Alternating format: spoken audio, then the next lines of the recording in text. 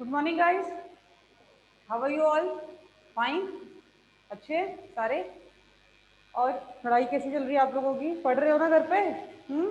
ऐसा तो नहीं है कि हम यहाँ वैसे ही बस पढ़ाए जा रहे हैं आप लोगों को और आप कर नहीं रहे हो? नहीं ना, ऐसा तो नहीं हो रहा, पढ़ रहे हो घर पे? तो पढ़ रहे हो तो डाउट्स भी आते होंगे। आते हैं क्या? जो भी आप पढ़ रहे हो, आप लोगों को ऑलमोस्ट 2 हो चुके हैं यूनिट्स आपकी कंप्लीट। आज हो जाएगी सेकेंड यूनिट भी कंप्लीट, बायोटेक्नोलॉजी भी शुरू हो जाएगी आज आपकी। And it's a very big thing, है या नहीं? 2 यूनिट्स कंप्लीट हो गई हैं तो आप करिए इसको कंप्लीट। आप लोगों ने डाउट्स आए होंगे, कुछ पढ़े होंगे घर पे 2 यूनिट्स के। DNA, basically DNA portion complete होने वाला है भाई, मॉलिक्यूलर बायोलॉजी कंप्लीट हो जाएगा। होगा कि नहीं होगा? बायोटेक्नोलॉजी वाला पोर्शन शुरू हो जाएगा और बायोटेक्नोलॉजी वाले पोर्शन में जो लास्ट वाली यूनिट एप्लीकेशन ऑफ बायोटेक्नोलॉजी है और उसमें वो सारी चीज़ें हैं, दैट्स नॉट मच इम्पॉर्टेंट। वो तो आप लोग खुद भी अगर करेंगे तो हो जाएगा। एप्लीकेशन ऑफ बायोटेक्नोलॉजी और जो लास्ट यूनिट है वो, ठीक है, उसमें तो सारा जो चीज़ें हैं, मोस्ट ऑफ द चीज़ें मैं ये कहूँगी कि उसमें खुद पढ़ने की है। बायोटेक्नोलॉजी की जो थर्ड यूनिट है जिसमें आपको प्लांट टिश्यू कल्चर्स और सोमैटिक हाइब्रिडाइजेशन ये सब पढ़ना है, वो मैं आपको ऑब्वियसली कराऊंगी। फोर्थ यूनिट भी कराऊंगी, पर वो थोड़ा हम ऐसे करेंगे, लाइक ये पोर्शन है, इससे आप बुक से पढ़िए, डाउट्स आए तो पूछिए, दैट्स टाइप, ठीक है।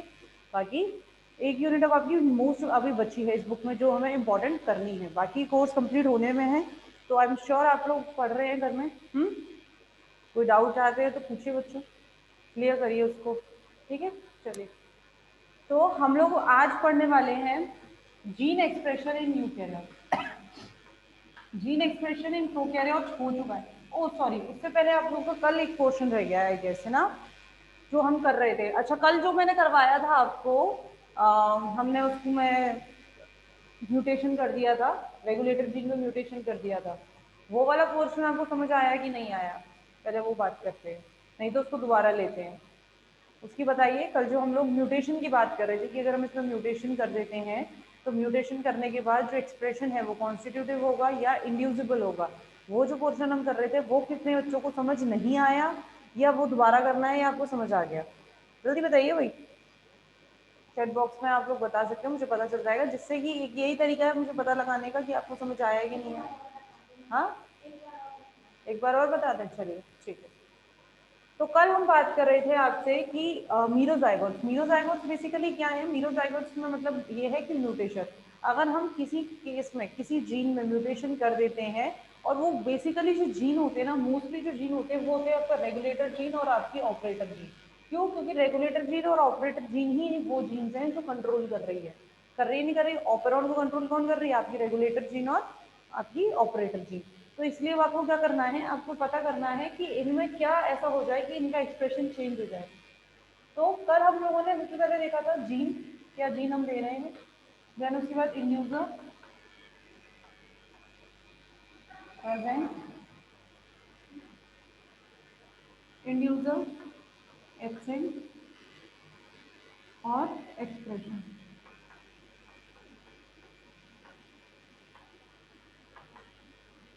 ठीक है। ये है जीन का, देखें I plus O plus Z plus, ये जीन है, ठीक है। I plus O plus Z plus, that means dominant, that means normal, जो अभी तक हम लोग पढ़ते आते थे, normal I plus O plus और जेड प्लस। तो इसका मतलब ये है कि ये वही जो अभी तक आपको नॉर्मल लैक ऑपरॉन में मैंने अभी तक पढ़ाया है वही है। तो इस केस में अगर मैं कहूँ inducer present, inducer lac operon अगर प्रेजेंट है, दैट मीन्स ये क्या रहेगा? ऑन रहेगा। मैंने आपको बताया लैक्टोज अगर रेगुलेटर जीन से बाइंड करेगा तो वो उसको ऑपरेटर जीन से बाइंड होने से रोकेगा। और जो जीन्स हैं, स्ट्रक्चरल जीन्स हैं, कौन कौन सी? जेड वाई है, जेड वाई, जेड क्या बनाता है? बीटा गैलेक्टोसाइडेज, वाई क्या बनाता है? फॉर्मियस, और ए क्या बनाता है? ट्रांसडेसिटाइडेज। याद है ना आप लोगों को? ये याद होने चाहिए, ठीक है। तो इनका क्या करेगा? फॉर्मेशन करेगा अगर इंड्यूसर प्रेजेंट होगा तो, और अगर इंड्यूसर प्रेजेंट नहीं होगा तो नहीं करेगा। तो एक्सप्रेशन कैसा है? इंड्यूसिबल है, यानी कि इंड्यूसर प्रेजेंट हो रहा है तब ये एक्सप्रेस हो रहा है, यानी कि सिस्टम कैसा है? इंड्यूसिबल सिस्टम है, ठीक। अगर जीन कौन सा हो? जीन में क्या हो? I minus O plus Z plus, यानी कि रेगुलेटर जो जीन है, रेगुलेटर जीन से जो रिप्रेसर बन रहा है वो रिप्रेसर ही म्यूटेटेड है, यानी कि म्यूटेशन से, म्यूटेटेड का मतलब क्या है? हमने बोला था जो रेगुलेटर रिप्रेसर होता है वो कैसा होता है, टेट्रामेरिक होता है। टेट्रामेर सब यूनिट्स होती हैं, 4 सब यूनिट्स होती हैं, जिसमें से 2 सब यूनिट किसके लिए होती हैं, ऑपरेटर से बाइंड होने के लिए होती हैं, और 2 सब यूनिट किसके लिए होती है, इंड्यूसर से बाइंड होने के लिए होती है। यानी कि ये जो टेट्रामर सब यूनिट जो ये रिप्रेसर बन रहा है, इसकी यूनिट्स में कोई ऐसी डिफॉर्मिटीज आ जाती है, that's why it can not bind with the operator. ये ऑपरेटर से बाइंड नहीं कर सकता। इसका मतलब क्या है कि ऑपरेटर क्या है, फ्री है। ऑपरेटर फ्री है तो जो आरएनए पॉलीमरेज प्रोमोटर पर मौजूद है वो आराम से ऑपरेटर से होता हुआ स्ट्रक्चरल जीन्स को क्या करेगा, उनकी कोडिंग करेगा। ठीक है ना, तो आराम से हम आरएनए बनेगा। तो चाहे इंड्यूसर प्रेजेंट हो और चाहे प्रेजेंट ना हो, दोनों केसेस में क्या रहेगा, जीन लैक ऑफ ऑन रहेगा। इसका मतलब एक्सप्रेशन कैसा है इसका, कॉन्स्टिट्यूटिव एक्सप्रेशन है, लगातार। ठीक है, कॉन्स्टिट्यूटिव। उसके बाद I minus O plus Z plus, साथ में I plus O plus Z plus, ये कंडीशन। तो इस केस में क्या होगा, इस केस में आपको एक ऑपरेंड तो आपका कैसा है, म्यूटेटेड है, लेकिन दूसरा ऑपरेंड कैसा है, एक ही सिस्टम में 2 ऑपरेंड है, एक ऑपरेंड कैसा है, म्यूटेटेड है, और दूसरा ऑपरेंड कैसा है, नॉर्मल है। तो इस कंडीशन में क्या रहेगा, देखिए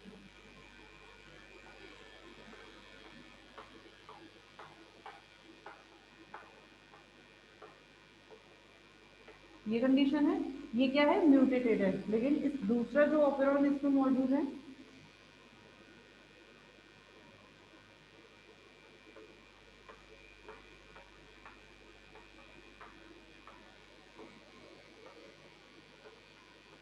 वो कैसा है, नॉर्मल है।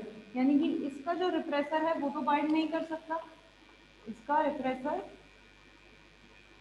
बाइंड नहीं कर सकता, लेकिन इसका रिप्रेसर जो ये फॉर्म करेगा वो तो एक जीन है जो डिफ्यूज, सॉरी प्रोटीन है जो डिफ्यूज हो सकता है नहीं हो सकता, डिफ्यूज हो सकता है। दोनों सेम है, यानी कि इसका बनने वाला रिप्रेसर और इसका बनने वाला रिप्रेसर दोनों सेम होंगे। दैट मीन्स ये रिप्रेसर जाकर ऑपरेटर से बाइंड कर सकता है और ये रिप्रेसर इस ऑपरेटर से भी बाइंड कर सकता है नहीं कर सकता। यानी कि ये रिप्रेसर इस वाले ऑपरेंड को भी बंद कर सकता है और इस ऑपरेंड को तो करेगा ही करेगा, नॉर्मल है, लेकिन इस ऑपरेंड को भी क्या कर सकता है, बंद कर सकता है। यानी कि अगर एक रेगुलेटर जीन अगर खराब है या म्यूटेटेड है और दूसरी रेगुलेटर जीन अगर सही है, तो ये किस तरह काम करेगा, अगर इंड्यूसर प्रेजेंट होगा तो ये काम नहीं करेगा, मतलब ऑपरेंड ऑन रहेगा, और इंड्यूसर एब्सेंट है तो ऑपरेंड ऑफ रहेगा। यानी कि जीन का एक्सप्रेशन कैसा रहेगा बच्चों, इंड्यूसिबल रहेगा। क्लियर है सबको, है भाई, अब तो समझ आया होगा। ठीक है, चलिए।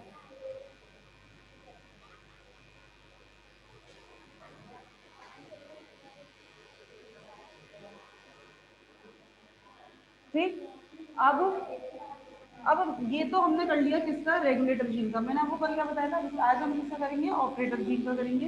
यानी कि आई माइनस, सॉरी, आई प्लस ओ सी और जेड प्लस, सी इधर डिनोट कर रहा है किसको, म्यूटेटेड जीन को, यानी कि ऑपरेटर कैसा है, म्यूटेटेड है। अब यहाँ देखिए,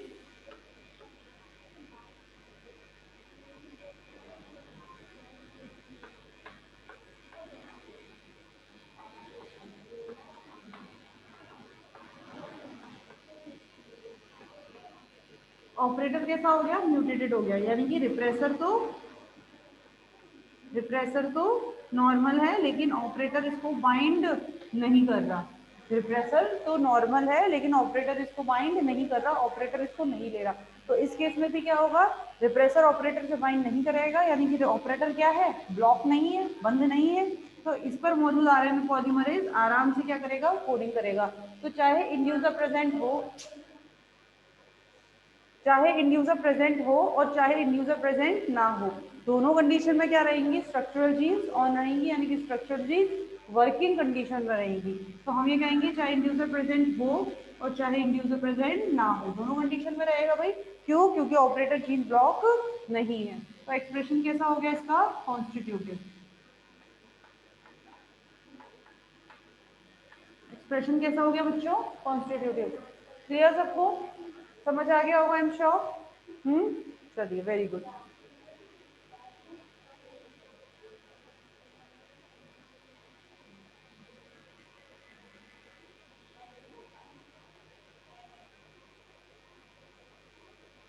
ठीक है, चलिए अब दोबारा हम देखते हैं।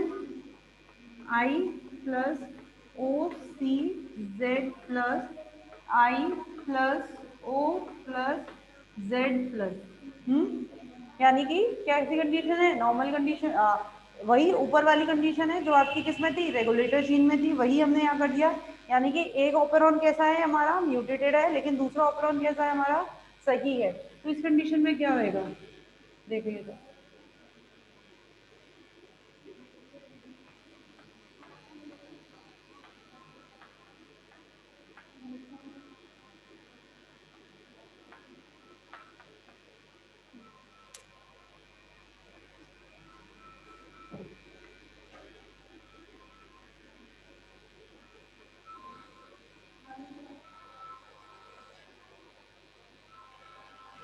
अरुण सर मुझे फोन क्यों कर रहे हैं, अरुण सर मुझे फोन क्यों कर रहे हैं।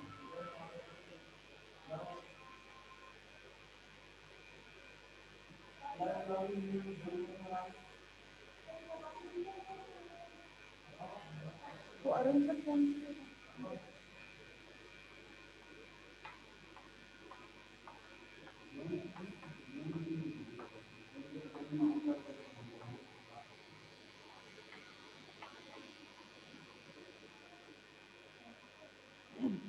दो ऑपेरॉन्स है, ठीक है, ये एक ऑपेरॉन है और ये दूसरा ऑपेरॉन है।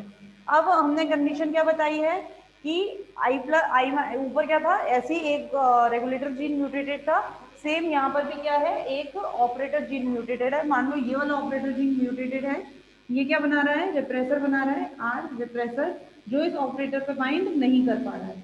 अब ये रिप्रेसर ये भी बनाएगा, बनाएगा कि नहीं बनाएगा, रिप्रेसर ये भी बनाएगा। लेकिन अब एक बार बताओ, ये रिप्रेसर तो सही है, ये तो बाइंड कर सकता है, लेकिन अगर ऑपरेटर जीन ही खराब है, भाई हम केवल प्रोटीन ही तो बदल सकते हैं, दूसरे ऑपरेन का केवल प्रोटीन ही तो डिफ्यूज हो सकता है, जीन तो डिफ्यूज नहीं हो सकता। ऐसा थोड़ी है कि इसका ऑपरेटर जीन उसके और इसमें लग जाएगा, जीन डिफ्यूज नहीं हो सकता। हाँ, इस वाले ऑपरेन का क्या होगा, प्रोटीन डिफ्यूज हो जाएगा, और ये प्रोटीन क्या करेगा, बाइंड हो सकता है, लेकिन जीन तो डिफ्यूज नहीं हो सकता। इसका मतलब इसका रिप्रेसर चाहे सही हो चाहे ना हो, रिप्रेसर बने चाहे ना बने, ये वाला ऑपरेन तो क्या नहीं करेगा, ये वाला ऑपरेन तो अब इंड्यूसिबल नहीं होगा, यानी कि कॉन्स्टिट्यूटिव ही रहेगा। क्यों, क्योंकि इसकी जीन म्यूटेटेड है, यानी कि ये जीन रिप्रेसर के लिए म्यूटेटेड है और ये रिप्रेसर को बाइंड नहीं करेगी। तो इसका मतलब इस पर, इस वाले ऑपरेन पे इस वाले ऑपरेन के प्रेजेंट होने का कोई भी फर्क नहीं पड़ेगा, जो हमारा पुराने रेगुलेटर जीन के म्यूटेशन में पड़ रहा था। आ रही है ना बात आप समझ में। भाई देखो, रेगुलेटर जीन क्या थी, रेगुलेटर जीन एक प्रोटीन बना रही थी, that was the repressor protein, और प्रोटीन में डिफरेंस था, प्रोटीन में म्यूटेशन था, तो प्रोटीन तो दूसरे ऑपरेन से भी क्या हो सकता है, डिफ्यूज हो सकता है, लेकिन यहाँ पर तो जीन डिफ्यूज है, यहाँ पर क्या है, जीन में प्रॉब्लम है, ऑपरेटर जीन म्यूटेटेड है, वो बाइंड नहीं कर रही है रिप्रेसर से। तो इस केस में क्या हो जाएगा, दूसरा ऑपरेन का कोई फर्क नहीं पड़ेगा। क्यों, क्योंकि जीन तो म्यूटेटेड है, जीन हम डिफ्यूज नहीं कर सकते। तो इस कंडीशन पर मैं क्या बोलूंगी,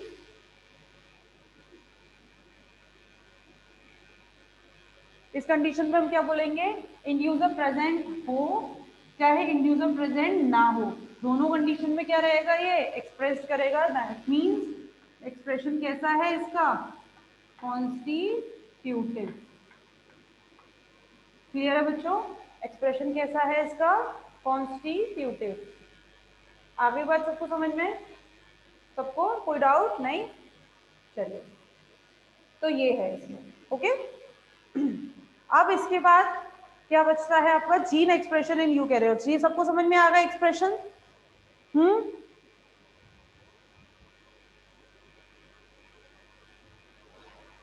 बोलिए भाई, आई गेस सबको समझ में आए हैं ये।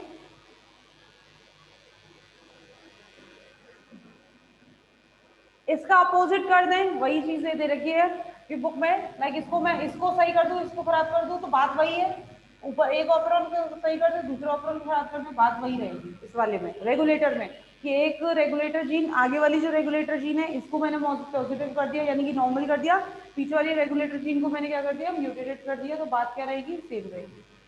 ठीक, चलिए।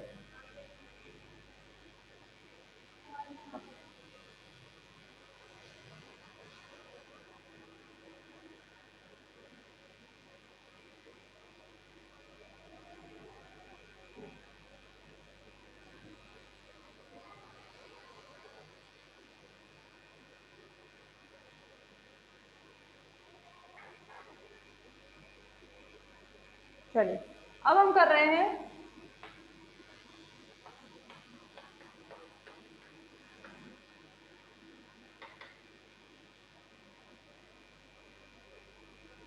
Gene expression in eukaryotes. ठीक है, अब हम कर रहे हैं gene expression in eukaryotes. Gene expression in prokaryotes हमने करा था, जो किसने दिया है, जेकब एंड मॉनड ने दिया है, लैक्टोप्रॉड। अब हम कर रहे हैं जीन एक्सप्रेशन इन यूकेरियोट्स, और ये जो दिया है, ये दिया है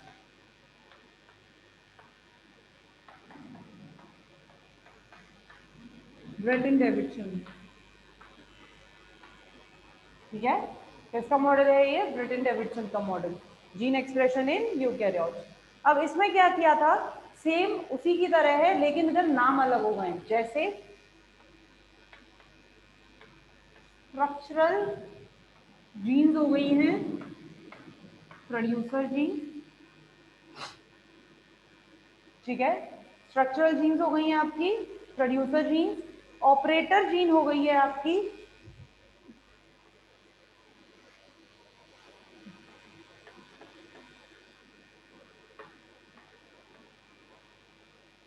ऑपरेटर जीन हो गई है आपकी रिसेप्टर जीन। ठीक है, इसके अलावा इंटीग्रेटर जीन हो गई है आपकी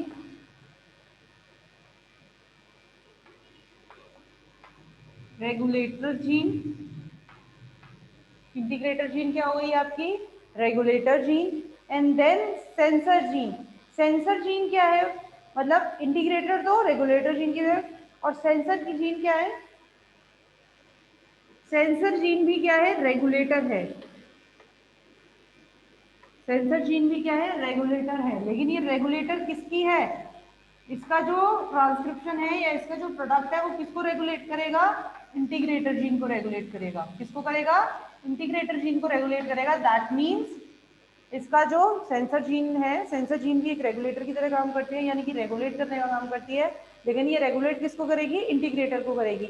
यानी कि जो जीन खुद रेगुलेटर है उसी को ये जीन क्या कर रही है, रेगुलेट कर रही है, तो इसको हम सुपर रेगुलेटर भी कह देते हैं।